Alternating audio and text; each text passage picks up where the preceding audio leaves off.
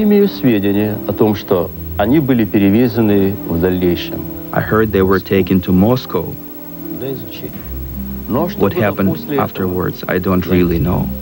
His story seems to be backed up in part by one of the people who claims to have been involved in the operation back in 1969.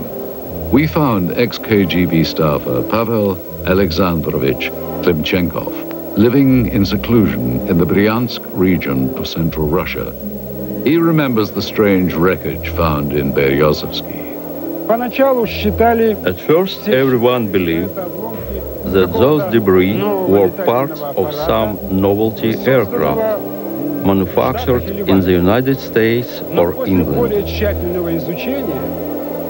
But having done some measuring and material analysis, we came to the conclusion that none of the domestic or foreign manufacturers known to us could have produced these apparatus, at least not in the conditions existing on this planet. It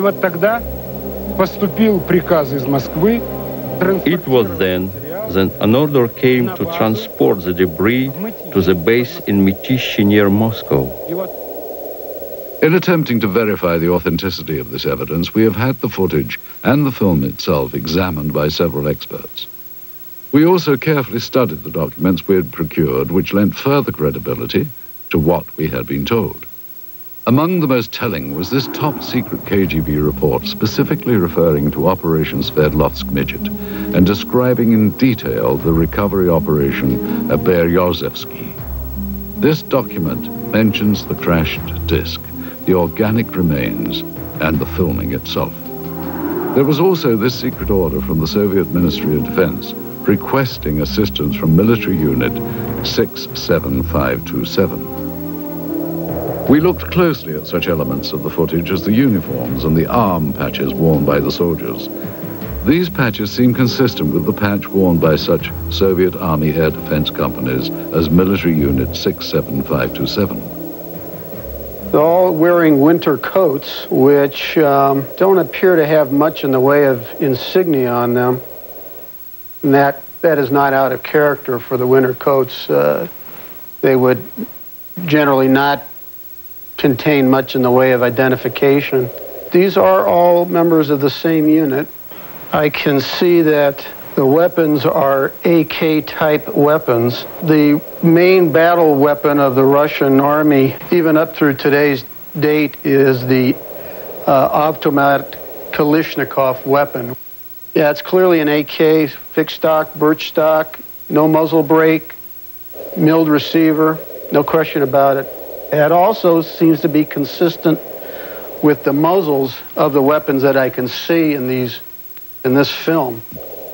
In addition, we had notes from the scientific examination of the recovered organic specimen, which seemed consistent with the soundtrack of the dissection footage. With so many elements in seeming consistency, Vereshchagin's story becomes even more tantalizing and perplexing at the same time.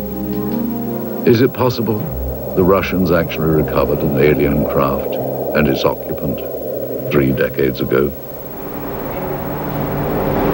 If members of the Soviet Army had knowledge of a supposed UFO crash, then what happened to these individuals?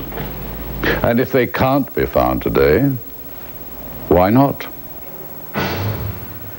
In the course of our investigation, our goal was to follow every lead, to search for every scrap of information regarding the incident so named Operation Sverdlovsk Midget. The tenuous paper trail we have reconstructed using recovered government documents led us eventually to a lab of the former All-Union Scientific Research Institute of Biology. In attempting to obtain records on the individuals depicted in the dissection footage, we turned up these additional documents. 3 death certificates, all dated March the 24th, 1969, within a week after records indicate the examination was performed. Cause of death for all 3, cerebral hemorrhage. Dr. Ryan told us that the odds of this occurring naturally are next to 0. The former state-run institute is now a private teaching center known as the Moscow Medical Institute. That this is the same facility as seen in the film footage becomes obvious with a comparison of such fixtures as the stonework tables and the distinctive tiling on the floors. The difference is that one-time experimental procedures have been replaced by routine anatomy lessons with plenty of hands-on experience. Secretive operations are now openly administered educational opportunities. But we did find in the basement of the building remnants of this facility's past, reminders of a time when procedures here were not open to the public or subject to public scrutiny. What were the Soviets experimenting on in decades past at the Research Institute of Biology? The answer to that question is still yet to be found. Indeed, many questions about the film footage and the alleged Operation Sverdlovsk Midget remain unanswered.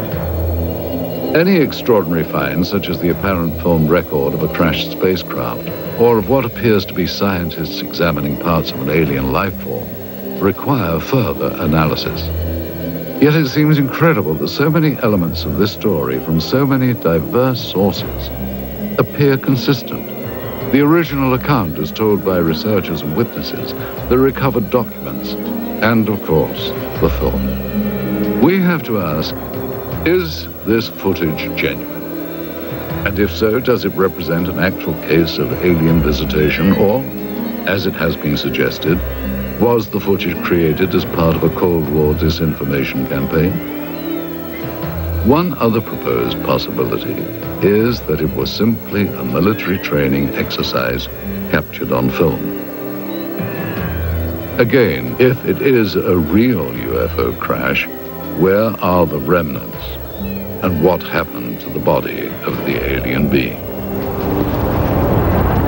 With all that we have unearthed here, the big question seems to be, what is the significance of what are clearly some very profound discoveries? And will we ever know the full story?